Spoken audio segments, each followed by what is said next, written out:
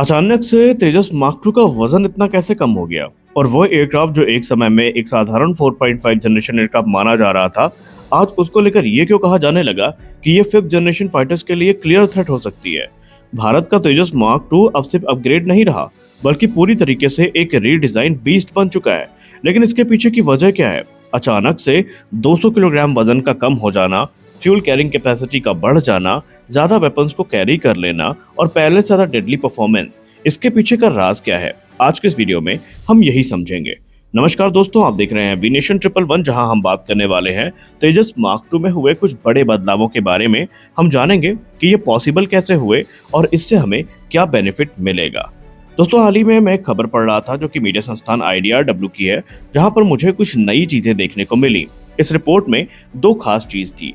पहली बात तो ये थी कि तेजस मार्क टू का जो वजन है वो 200 किलोग्राम तक कम कर दिया गया। और जब ये चीज सामने आई तो मन में प्रश्न भी आया कि आखिरकार ये हुआ कैसे। इसके पीछे मूलतः दो कारण हैं, या आप दो एडवांस टेक्नोलॉजीज को इसके पीछे का कारण समझ सकते हैं। पहला है जिगलेस मैन्युफैक्चरिंग और दूसरा है मॉड्यूलर कंस्ट्रक्शन। एक्चुअली पहले एयरक्राफ्ट को बनाने में हैवी स्टील जिग्स का इस्तेमाल होता था, जो स्ट्रक्चर को पकड़ कर रखते थे असेंबली के दौरान। लेकिन इन जिग्स की वजह से एयरक्राफ्ट को एक्स्ट्रा रीइंफोर्समेंट देना पड़ता था, जिससे उनका वजन बढ़ जाता था। तो अब क्या हुआ? बेसिकली अब जिगलेस असेंबली में डिजिटल प्रिसीजन टूल्स का इस्तेमाल होने लगा। हैवी जिग्स की जरूरत खत्म हो गई और एक्स्ट्रा सपोर्ट स्ट्रक्चर भी हटा दिए गए। इसका परिणाम ये हुआ कि विमान हल्का हो गया, स्ट्रक्चर क्लियर हो गया और परफॉर्मेंस भी बेहतर हो गई। दूसरा, मोनोलिथिक मशीनिंग। अब बात करते हैं सबसे बड़े गेम चेंजर स्टेप की, जो है मोनोलिथिक मशीनिंग, यानी सिंगल पीस स्ट्रक्चर का निर्माण। पहले क्या होता था? पहले छोटे छोटे पार्ट्स को बनाया जाता था और फिर उन्हें रिवेट्स और फास्टनर्स की सहायता से जोड़ा जाता था। इससे वजन बढ़ जाता था और वीक पॉइंट्स बनते थे। लेकिन तेजस मार्क टू विमान में बड़े कंपोनेंट्स एक ही मेटल ब्लॉक से बनाए जा रहे हैं, यानी जॉइंट्स कम है, फास्टनर्स भी कम है। इससे तकरीबन 120 किलोग्राम वजन कम हुआ, स्ट्रक्चरल स्ट्रेंथ भी बढ़ी और जो फटिग रेजिस्टेंस है ये भी बेहतर हुआ। यानी एयरक्राफ्ट अब ज्यादा स्ट्रॉन्ग और ज्यादा रिलायबल है। और अब आते हैं मटेरियल पर। तेजस मार्क टू में तकरीबन 90% जो सरफेस एरिया है वो कार्बन फाइबर कंपोजिट से बनेगा। और ये इंपॉर्टेंट इसलिए है क्योंकि कंपोजिट हल्के होते हैं, मजबूत होते हैं और इनमें कोरोजन रेजिस्टेंस काफी अच्छा होता है। इसका मतलब वजन कम, ज्यादा लाइफ और बेहतर परफॉर्मेंस। और ये जेट अब फ्यूचर रेडी बन चुका है। और अब अगर हम सबसे पावरफुल अपग्रेड की बात करें तो वो है इसका इंजन। तेजस मार्क टू में F414 इंजन का यूज किया जाना है, जो मार्क 1 के F404 से कहीं ज्यादा पावरफुल है। लेकिन प्रॉब्लम ये है कि ये इंजन बड़ा है और हैवी है, तो इंजीनियर्स ने इसके लिए भी एक बेहतरीन तरीका निकाला। उन्होंने जो पूरा फ्यूजलाज है उसको रीडिजाइन कर दिया, विंग रूट ऑप्टिमाइज किया, स्ट्रक्चर को स्ट्रीमलाइन किया। यानी सिर्फ इंजन अपग्रेड नहीं बल्कि पूरे एयरक्राफ्ट का DNA बदल गया।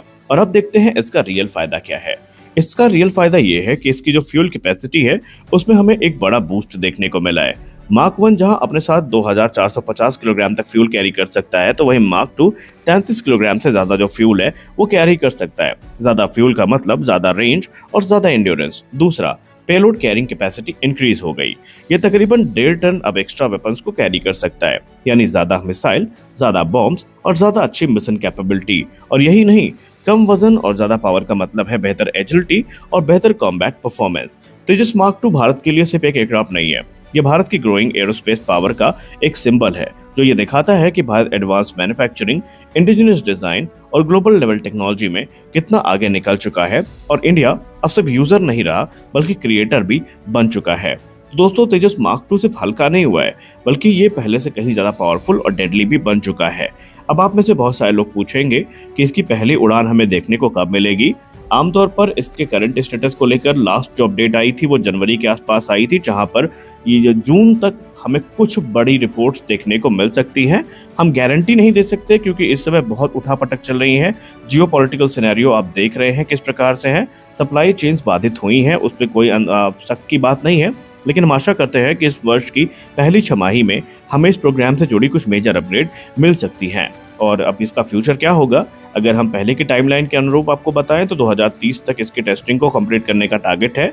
और उसके बाद 2030 के दशक में इसके जो प्रोडक्शन है, पहले जो लिमिटेड सीरीज प्रोडक्शन या लो रेट प्रोडक्शन है वो शुरू किया जाएगा और बाद में जब सब सही हो जाएगा तो इनको बड़े नंबर्स में बनाया जाएगा। हालांकि इनके इंटरनल रोल आउट होने की बात की गई है। अब उस पे पहली तस्वीर नहीं आई है, हमें इंतजार है तेजस मार्क 2 की पहले तस्वीर का और उसके बाद चीज़ें क्लियर हो जाएंगी।